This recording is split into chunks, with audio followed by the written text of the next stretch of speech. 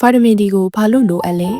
ဗီတာမင် D ကအရိုးကျန်ခိုင်မှုအတွက်အရေးကြီးလို့ကျမတို့ခန္ဓာကိုယ်ကဗီတာမင် D ကိုမရှိမဖြစ်လိုအပ်ပါတယ်နောက်ပြီးတော့ဗီတာမင် D ဟာကိုယ်ခံအားစနစ်ကိုကောင်းစေတဲ့အပြင်ချွတ်သားဖွံ့ဖြိုးမှုတွေအတွက်ကိုလည်းအထောက်အကူဖြစ်စေပါတယ်ဗီတာမင် D ချို့တဲ့ရင်ဘာဖြစ်တတ်လဲဗီတာမင် D ချို့တဲ့ခင်မင်းဆိုရင်ဒူးနာခါနာတင်မဆုံနာတာတွေအယိုးပါခြင်းအယိုးပွားခြင်းအစရှိတဲ့အယိုးနဲ့ပတ်သက်တဲ့ယောဂချွတ်သားနာခြင်းရောက်ရမှုတစ်ချိန်လုံးမောပတ်နှံ့နေတာစပင်းကျွတ်တာတွေအပြင်စိတ်ချယောဂကိုပါခံစားရစေနိုင်ပါတယ်ဗီတာမင် D ကိုဘယ်ကနေရနိုင်မလဲဗီတာမင် D ကိုအဓိကအနေနဲ့နေရောင်ခြည်ကနေရနိုင်ပါတယ်နေရောင်ခြည်ကကျမတို့ရဲ့အရေးပြားကိုဓာတ်ရိုက်ထိတဲ့အခါမှာနေရောင်ခြည်ကရတဲ့ခဲလိုရောင်ခြည်တွေကိုအသုံးပြုပြီးတော့ခန္ဓာကိုယ်ထဲမှာရှိနေတဲ့ဆဲလေးတွေကဗီတာမင် D အဖြစ်ပြောင်းလဲပေးပါတယ်ဒါကြောင့်မလို့မနက်ခင်းမဲ့ဖြစ်ဖြစ်ညနေခင်းမဲ့ဖြစ်ဖြစ်နေရောင်သိမ့်မပြင်းတဲ့အချိန်တွေမှာနေပူစာလုံးခြင်းအပြင်ဗီတာမင် D ကိုရရှိနိုင်ပါတယ်